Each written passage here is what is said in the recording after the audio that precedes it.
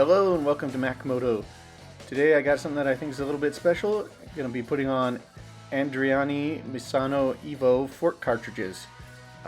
This is something that I've been looking forward to do, try and get a little more out of the suspension on this bike. So this was an exciting option, and I don't think I've seen anybody do it for this bike on YouTube so far. So hopefully this will bring some good information for everyone. But to get started with, here I got get the bike all washed up. I don't very often get her clean. I spend more time riding than I do cleaning, so she was lucky to get washed up today. I'm gonna try and keep it brief. I think most of you guys can figure out a lot of this stuff. There was nothing too tricky, of course, to taking off the wheel or any of that, and I can leave some information down in the description for what Alright, so here we have our Andreani spring and cartridge kit. So you can see that there's 2 springs here. They made sure that I had the proper oil, which is the Olin's suspension oil here. So they included that and shipped it. Then here's all our instructions, which they have in English and in Italian. So I will be using the English today. And it looks pretty good, the instructions so far from reading over it. And then you have your cartridges in here. So I've got the forks off the front now. I still have to crack open the top caps, but I'll make sure to break out the instructions now and actually follow through. And then here on this plastic sleeve that had the instructions in it, they include what oil level for your bike. So these springs are set up for my weight, about 200 pounds, and then they give a custom oil level in here. Now I had to go, I'm hoping I can break them loose with this 15 inch, everything else has been millimeters so far, crescent wrench. So I'll see if I can get the cap popped off. Just do it. Let's see. Easy peasy. Alright, breaking down the fork cartridges isn't too bad. You just have to unscrew the cap until it comes off or it comes loose, and then you'll be able to push down on the spacers and make enough room to get a pair of pliers or something to hold the cartridge while you spin the cap free from the cartridge. And then you just need to flip it over and use an Allen wrench to undo the bolt at the bottom of the fork that holds the cartridge in. Now when you go back together, you're going to take your new cartridge and put it in, and then flip it over and put that Allen bolt back in. It takes a little bit to line them up, but just put that in and get it tightened up enough to hold that cartridge in place. At this point I'd already done the other side, and so this was my my better run here. The first one was a little rough, especially when it came to figuring out how to assemble the cartridge. So I'd say this is definitely a bit of an intermediate job, especially when you don't have the proper tools for it. That's the hardest part, is making do with the tools you might have on hand to pull off this operation. So as you can see, I pulled a vise out and used some rubber to hold the fork while I did all this. But now that you got the cartridge in place, start to fill it up with oil. I used a straw that had a Sharpie mark on it for the 90 millimeters to judge the depth, and then I worked the cartridge up and down to expel the air. And once you get the oil level set, then comes the challenging part, which is putting in the spring and then putting the sleeve on top of it. And when you put that sleeve in, there is a reference diagram included that shows you which way that sleeve goes in. It has 2 different ends to it, so just make sure you get it in there facing the proper direction.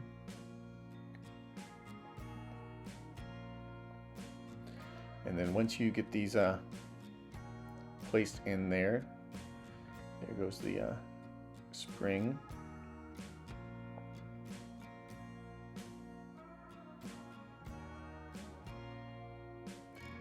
And the sleeve. And now comes the really annoying part is, as you can see, I had a little retrieval tool to try and pull the cartridge up and then fish it out of the tube. And then you're going to have to compress the spring by pushing down on that tube while at the same time pulling up and holding onto the cartridge, and then hopefully getting enough threads on that cartridge facing out that you can get the cap started on. And this looked like I was a professional on the second one compared to the mess that I made, dropping fork oil everywhere a couple times and taking it apart and reassembling it on the first one. So this is definitely a bit of a challenging task, and just depends how much you want to screw around with not having the proper tools if you want to do this yourself or not. So then you'll use your 19mm wrench will fit on the cartridge part there, the lower part, but it's kind of designed for one of those thinner faced wrenches, so it just barely fit in there and it wasn't great. It kind of had to wedge it in to hold the cartridge, and then a 17mm will go onto the top cap, and that way you can tighten those together. So like I said, this project takes a lot of specialty tools to do it easily and right, but I did manage to get by with what you see here, just kind of making it work. And then I spun down the top cap, but I didn't torque it down at that point. I was waiting until I got it back into the motorcycle, and then I just slid it up a ways to have a little room to work, tightened down the fork clamps, and then I went ahead and tightened down the top cap. Then once I had the top cap tightened down all the way, then I loosened up the fork clamp again and readjusted the fork to be in its proper position. And here I tried to get the maximum length out of it, so I just got it to where it basically the very top of the fork was just at the top of that fork clamp, so I had the maximum length on the forks. And then from there it was simply getting all the front wheel back together, and once I had it all tightened down and back together, I made sure to re-torque the Allen bolts down at the bottom of the forks once the axle was in, so that the axle would keep those fork tubes from spinning on me. And then after that, pretty simple, get it back together and take it out for a spin here. And right at the end here, you'll see me setting up the recommended initial settings, which was from fully closed out to on the rebound and compression, and then the preload on each was turned in 4 from fully open. And I found those settings to be pretty good here on this test ride that you'll see in a bit. Thank you. So I was out riding for a couple hours that day. Did some trails like you're seeing right now, slower speed with a lot of bumps and downhill, uphill, and also went on some faster paced open roads with ruts and bumps. And at first it was kind of slowly growing on me, but at the end of the day I really was quite happy with how it performed, and I could tell that I was riding faster and able to hit more stuff, and the suspension was soaking it up. And as you'll see near the end of the video, the markers on the forks there that show how much of the travel you used, it never fully compressed those front forks, whereas I'd always would pretty much always would bottom out the stroke on those forks in the stock configuration. So a huge improvement there, and yeah, I just slowly realized how much better it was, and so I'm real happy with that. Later on in the video you'll see where I hit a bump at some speed, and there I could feel something bottom out, but going back and looking at it, it must have been the back spring that wasn't holding up. So maybe there's some room for improvement on that back spring, but really happy with this, and I really like how this bike is coming along. The trails and the way I was hitting them today was just a lot of fun, and it was a blast on this bike. It's really doing well, so stay tuned here, and you'll get my final thoughts why I'm out there riding it. But I hope you enjoyed the video, and please consider subscribing. Thank you.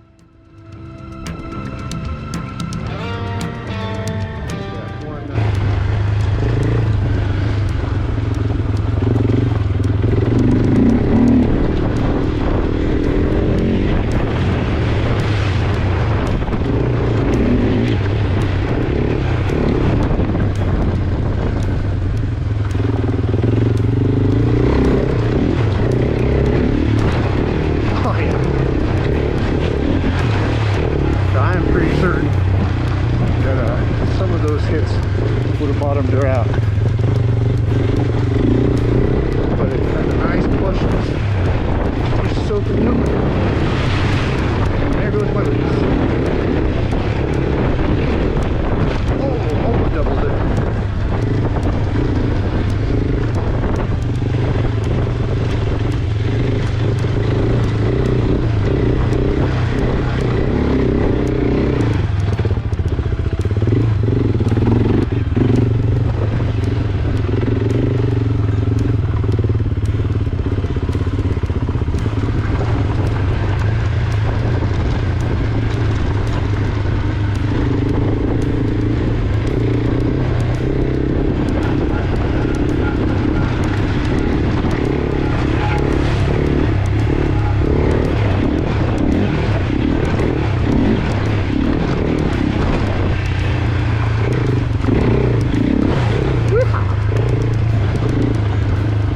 So far, I'm really liking the front.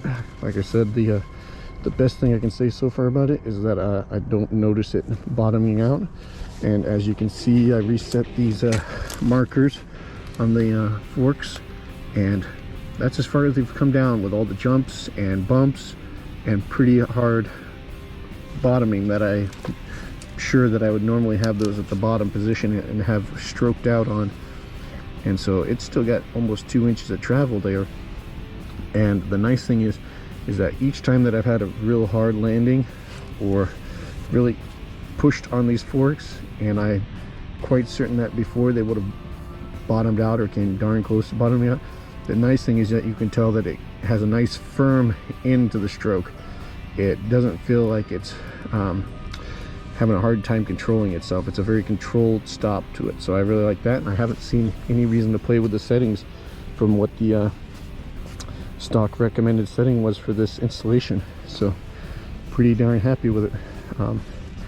It would be pretty interesting to get this right next to one that has the Hyper Pro spring upgrade and see the difference there, but I don't know anybody to do that with. And looks like I forgot, I didn't quite get those forks rotated quite the same, did I there? The right fork, the WP sticker is kind of facing a little more forward, but oh well. Nice peaceful ride. Woo! All right, there we might have that'll be interesting to see if we pushed it down on that one, because that was a pretty flat landing. All right, as you can see, just got back home from that ride up at the ORV area, and even with those harshest landings that I think bottomed out the back spring, still almost 2 inches of travel that never got used, I believe, on this baby. So pretty impressive. So that just goes to show that perhaps it would be worthwhile to upgrade that unit. Not sure if I need a little more preload in it, but I don't think for the way it sits right now that preload is the issue. I think when I'm geared up for camping that I might need to dial in some preload, but I think it's just the nature of the suspension back there when I'm landing this thing pretty harsh. So, but a lot of fun today with this one, so definitely getting a little more comfortable out here with it and really enjoying the rides.